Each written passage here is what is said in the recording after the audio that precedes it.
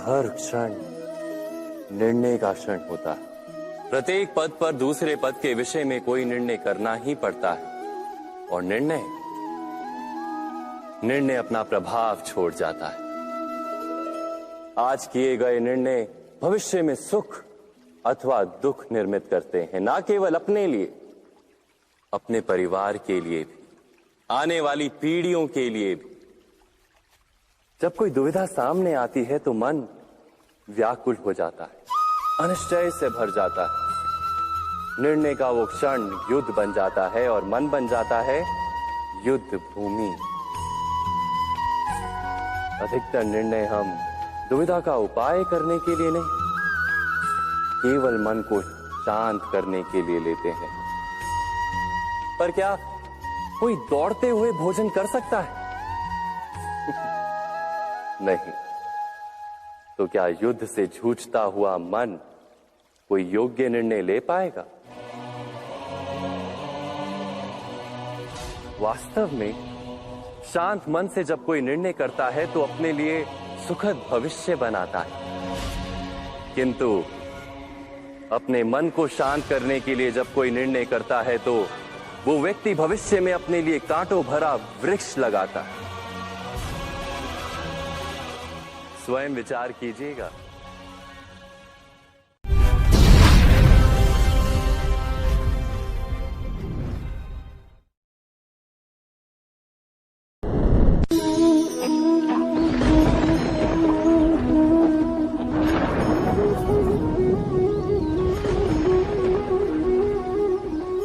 सपनों और पूर्वाभासों के आधार पर हम भविष्य के सुख दुख की कल्पना करते हैं।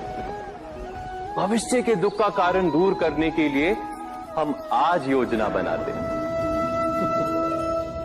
किंतु कल के संकट को आज निर्मूल करने से हमें लाभ मिलता है या हानि पहुंचती है, ये प्रश्न हम कभी नहीं करते। सत्य तो ये है कि संकट और उसका निवारण साथ जन से, व्यक्ति के लिए भी और सृष्टि के लिए भी। नहीं, आप अपने भूतकाल का स्मरण कीजिए, इतिहास को देखिए।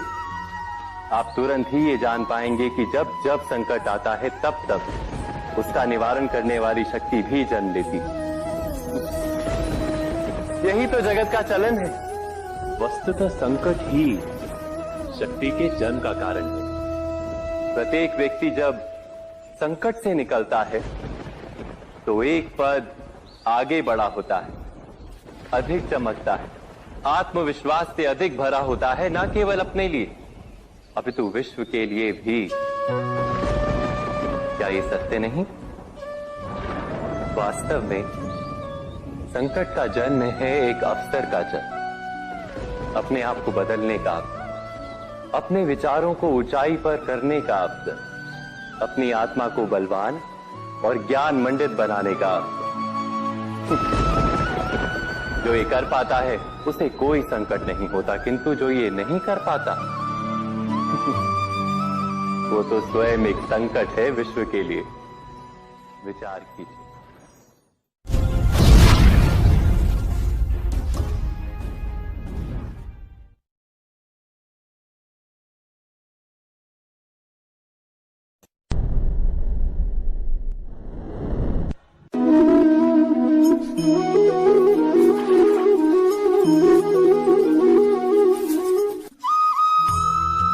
जीवन में आने वाले संघर्षों के लिए जब मनुष्य स्वयं को योग्य नहीं मानता, जब उसे अपने ही बल पर विश्वास नहीं रहता, तब वो सद्गुणों को त्याग कर दुर्गुणों को अपनाता है। वस्तुतः मनुष्य के जीवन में दुर्जनता जन्म ही तब लेती है जब उसके अंतर में आत्मविश्वास नहीं होता।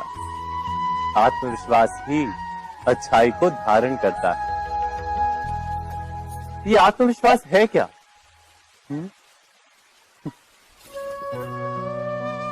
जब मनुष्य ये मानता है कि जीवन का संघर्ष उसे दुर्बल बनाता है, तो उसे अपने ऊपर विश्वास नहीं रहता।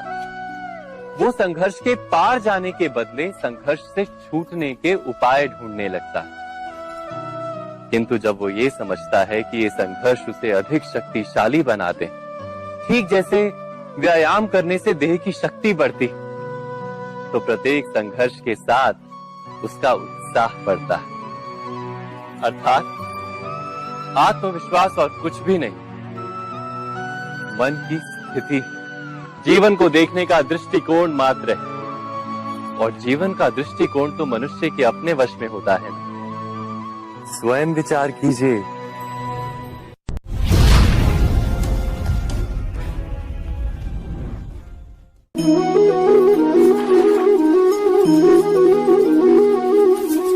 पिता सदा ही अपने संतान के सुख की कामना करते, उनके भविष्य की चिंता करते रहते। इसी कारणवश सदा ही अपने संतानों के भविष्य का मार्ग स्वयं निश्चित करने का प्रयत्न करते रहते। जिस मार्ग पर पिता स्वयं चला है, जिस मार्ग के कंकर पत्थर को स्वयं देखा है, मार्ग की छाया, मार्ग की धूप को स्वयं जाना है, उसी मार्ग पर उसका पुत्र भी चले, यही इच्छा रहती है हर पिता की। निसंदेह उत्तम भावना है ये, किंतु 3 प्रश्नों के ऊपर विचार करना हम भूल ही जाते हैं। कौन से प्रश्न? प्रथम प्रश्न, क्या समय के साथ प्रत्येक मार्ग बदल नहीं जाते? क्या समय सदा ही नई चुनौतियों को लेकर नहीं आता? तो फिर बीते हुए समय के अनुभव नई पीढ़ी को किस प्रकार लाभ दे सकते हैं? दूसरा प्रश्न, क्या प्रत्येक संतान अपने माता पिता की छवि होता है? हाँ, संतानों को संस्कार तो अवश्य माता पिता देते हैं, किंतु भीतर की क्षमता तो ईश्वर देते हैं। तो जिस मार्ग पर पिता को सफलता मिली है, विश्वास है कि उसी मार्ग पर उसकी संतानों को भी सफलता और सुख प्राप्त होगा। तीसरा प्रश्न, क्या जीवन के संघर्ष और चुनौतियां लाभकारी नहीं होती? क्या प्रत्येक नया प्रश्न एक नए उत्तर का द्वार नहीं खोलता? तो फिर संतानों को नए नए प्रश्नों, संघर्षों और चुनौतियों से दूर रखना, ये उनके लिए लाभ करना कहलाएगा या हानि पहुंचाना? अर्थात जिस प्रकार संतान के भविष्य का निर्माण करने के बदले उसके चरित्र का निर्माण करना श्रेष्ठ है, वैसे संतानों के जीवन का मार्ग निश्चित करने के बदले उन्हें नए संघर्षों के साथ जूझने के लिए मनोबल व ज्ञान देना अधिक लाभदायक नहीं होगा? स्वयं विचार कीजिए।